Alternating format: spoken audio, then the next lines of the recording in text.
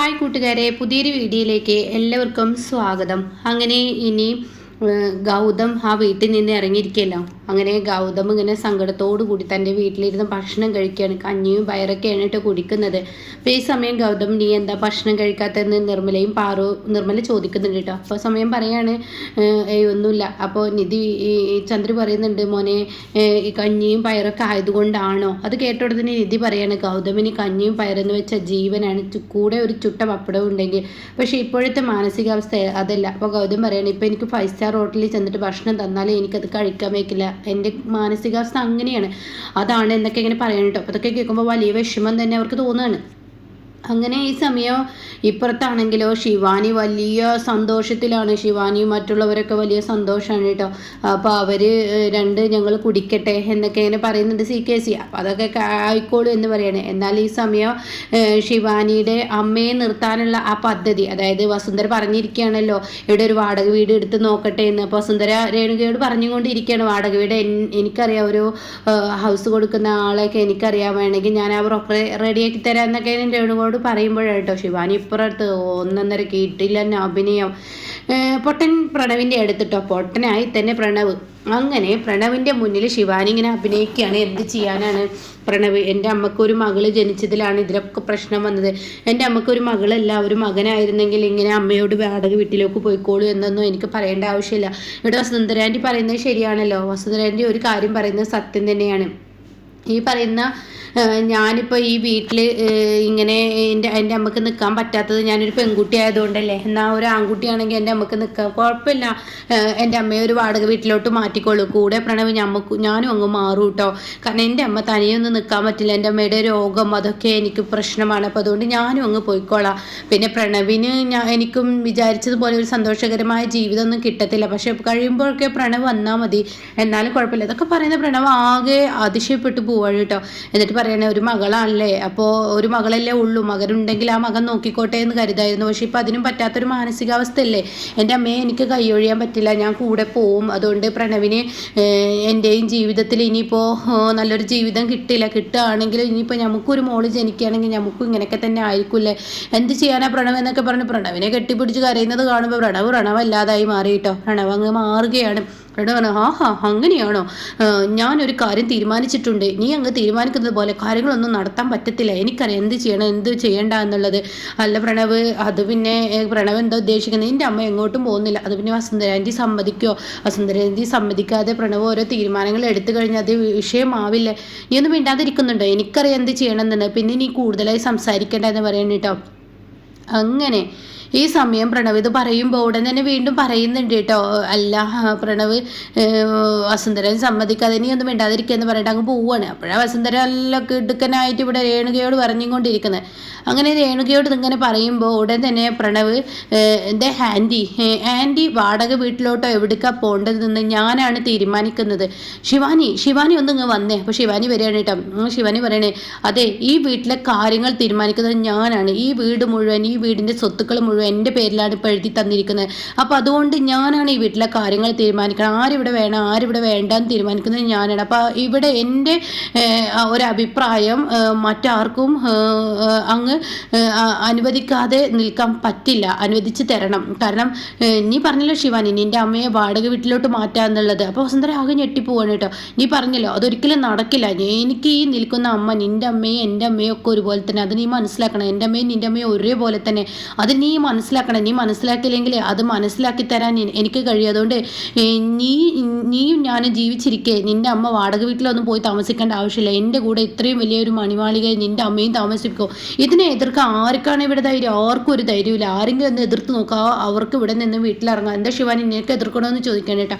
അപ്പോൾ ശിവാനി ആണെങ്കിലോ, പ്രണവ് എന്നാലും വസുന്ധരയെ ഒറ്റയടിക്ക് അടപ്പെട്ട് പിടിച്ചല്ലോ. അങ്ങനെ വസുന്ധരക്കൊന്നും മിണ്ടാൻ കഴിയില്ല കേട്ടോ. അങ്ങനെ വസുന്ധര അങ്ങ് കയറി പോവുകയാണ്. എന്നാൽ ഈ സമയം ഇപ്പുറത്താണെങ്കിലോ ഈ ഒരു സംഭവം കഴിഞ്ഞു. പിന്നീട് ഇവർ വരുന്ന ആ ഒരു രംഗമാണ്. ഭക്ഷണവും കാര്യങ്ങളൊക്കെ കൊടുത്തിരിക്കുകയാണ് ജ്യോതിർമയ്ക്കും CKCക്കും. അങ്ങനെ അവർക്ക് ഭക്ഷണം കൊടുക്കുന്നു. എന്തിനാ ഇത്ര ഫുഡ്, അങ്ങനെ ഫുഡ് വേണ്ട, ഇങ്ങനെ ഫുഡ് വേണ്ട എന്നൊക്കെ പറയുന്നുണ്ട്. അങ്ങനെ CKCയെ ഇന്ന് ഞാൻ ഒറ്റ ദിവസത്തേക്ക് ഞാനങ്ങ് എടുത്തിരിക്കുകയാണ്, അങ്കിളിനെ ഞങ്ങൾ 2 ബെഗൊക്കെ കുടിക്കും എന്നൊക്കെ പറഞ്ഞിട്ട് അവരത് കുടിക്കുന്ന രംഗം. അങ്ങനെയൊക്കെയുള്ള ആ ഒരു സീനാണ് കേട്ടോ. ഇതൊക്കെ കാണുന്ന വസുന്ധരയെ കൈകാലുകൾ ഇങ്ങനെ ചൊറിഞ്ഞു വരികയാണോ. 4 കൊടുക്കാനുള്ള ദേഷ്യം വസുന്ധരയിൽ വന്നിരിക്കുന്നു കേട്ടോ. വസുന്ധര നല്ല കലിപ്പിന് തന്നെ കേട്ടോ നിൽക്കുന്നത്.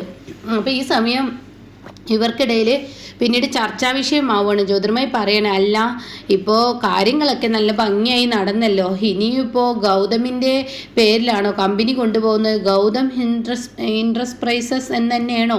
അപ്പോൾ അത് കേട്ട ഉടൻ തന്നെ അത് ശരിയാണല്ലോ എന്ന് അവിടെ CKC പറയണം. അപ്പോൾ ഉടൻ തന്നെ ശിവാനി പറയണത് ശരിയാണ് എന്നിങ്ങനെ പറയണം. അപ്പോൾ ഉടൻ തന്നെ നല്ലൊരു പേര് കണ്ടെത്തണം എന്ന് പറയാം. അപ്പോൾ സുന്ദർ പറയണേ, ഞാൻ പറയാൻ നല്ലൊരു പേര് എന്ന് പറയുമ്പോഴേക്കും ശിവാനി പറയണേ, എൻ്റെ പ്രണവ്, എനിക്കൊരാഗ്രഹമുണ്ട്, ശിവാനി എൻ്റർപ്രൈസസ് ആക്കിയാലോ എന്ന് പറയണ്ടോ. അത് കേൾക്കുന്നതിനോടുകൂടി വസുന്ധര അതെങ്ങനെ നടക്കും?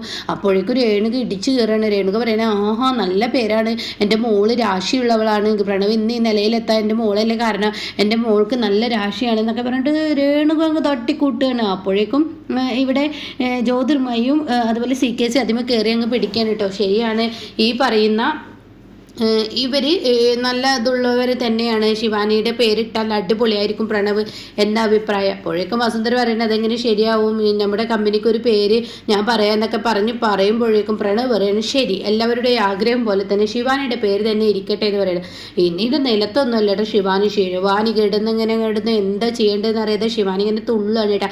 അങ്ങനെ ശിവാനി എന്ത് ചെയ്യാം, ശരി ഞാനൊരു കാര്യം ചെയ്യാം, പിന്നെ ഈ ഒരു സന്തോഷം ആരെങ്കിലും ഒന്ന് അറിയിക്കേണ്ടതെന്ന് പറഞ്ഞിട്ട് എല്ലാവർക്കും മുന്നിൽ വെച്ച് അപ്പം തന്നെ നിധിക്ക് വിളിക്കുകയാണ്. ഈ സമയം നിധിയാണെങ്കിൽ ഭയങ്കര ടെൻഷനിലാണ്. അപ്പോഴാണ് നിധിയുടെ ഫോണിലോട്ട് ശിവാനിയുടെ ഫോൺ കോൾ വരുന്നത്. അപ്പോൾ ഉടൻ തന്നെ പാറു ചോദിക്കുക അത് ആരാണ്? ശിവാനിയാണ്, എന്നാൽ എടുക്കണ്ടെന്ന് പറയണത്. അങ്ങനെ ശിവാനിയാണെന്ന് പറഞ്ഞിട്ട് എടുക്കേണ്ടെന്ന് വെക്കുന്നത് ശരിയല്ല, എടുക്കണം. കാരണം കൊടുക്കേണ്ട സമയത്ത് തന്നെ കൊടുക്കണം, അല്ല എങ്കിൽ വീണ്ടും വരും. അവളെ പേടിച്ചോടി എന്ന് അവൾക്ക് തോന്നരുതല്ല. അപ്പോൾ അതുകൊണ്ട് അതിനുള്ള ഒരു പ്രതിവിധി ചെയ്യണം എന്നൊക്കെ പറഞ്ഞിട്ട് ശിവാനി ഫോൺ എടുക്കുകയാണ്. അങ്ങനെ ഈ സമയം എന്തിനാടി നീ എൻ്റെ ഫോണിലോട്ട് വിളിച്ചെന്ന് ചോദിക്കാൻ നിധി. അപ്പോൾ ഒരു സന്തോഷകാര്യം പറയാനാണ്. അതെ, ഗൗതം എന്നുള്ള ആ കമ്പനിയുടെ പേര് മാറ്റി ശിവാനി എന്നാക്കിയിരിക്കുന്നു എന്ന് പറയാം കേട്ടോ. ഇത് കേൾക്കുന്നതിനോട് കൂടിയിട്ട് നിധിക്ക് അത്ര വലിയ പുത്രിയൊന്നുമല്ല. അതിനിടയ്ക്ക് ചോദിക്കുന്നുണ്ട്, എന്താ നിങ്ങൾ കഴിക്കുന്നത്, നിങ്ങളെ ആരൊക്കെ എവിടെയൊക്കെ ഉണ്ട്, ഇവിടെ എല്ലാവരും ഉണ്ട്, ഹായ് ഹോയ് എന്നൊക്കെ പറഞ്ഞിട്ട് എല്ലാവരും ഹായ് ഹോയ് ഒക്കെ കാണിക്കുന്നുണ്ട് കേട്ടോ ജ്യോതിർമയി. എന്നാൽ വസുന്ധരക്കാണെങ്കിൽ അത്ര വലിയ മുഖമൊന്നുമില്ല. വസുന്ധര കടന്നൽ കുത്തിയതുപോലെ ഇങ്ങനെ നിൽക്കുകയാണ്. അപ്പോൾ അത് നിധി മനസ്സിലാക്കിയിരിക്കുകയാണ്. അപ്പോൾ അതിനിടയ്ക്ക് നിങ്ങളെന്താ കഞ്ഞിയും പയറും, അപ്പോൾ കഞ്ഞിയും പയറും ഇത്ര വലിയൊരു കുറവുള്ള ഭക്ഷണമൊന്നുമില്ല എന്ന് നിധി അതിനിടയ്ക്ക് പറയുന്നുണ്ട്. അപ്പോൾ അതിനിടയ്ക്കാണെങ്കിലോ ഉടൻ തന്നെ ഞങ്ങളുടെ പേരിട്ടിരിക്കുകയാണ്, ഇനിയിപ്പോൾ കുറച്ച് കഴിഞ്ഞാൽ ഈശ്വരമംഗലം എന്ന പേരും മാറ്റുമെന്ന് പറയണേ. അപ്പോഴേക്കും പാറുവിനെ അങ്ങ് ദേഷ്യം പിടിക്കുകയാണ്. എടാ പൊട്ടൻ പ്രണവേ, നിനക്ക് ഇത്ര ബുദ്ധി ഇല്ലാതായോ, നീ ഇത്ര പൊട്ടനായി മാറരുത് എന്നൊക്കെ പറഞ്ഞിട്ട് പ്രണവിനോട് ദേഷ്യപ്പെടും. അപ്പോൾ ഉടൻ തന്നെ ശിവാനി പറയണേ, ആരാ എന്ത് ദേഷ്യപ്പെട്ടാലും ശരി, ഈശ്വരമംഗലം എന്നുള്ള പേര് തന്നെ ഞങ്ങൾ ഇനിയിപ്പോൾ മാറ്റാനുള്ള തീരുമാനമാണെന്ന് പറയണേ.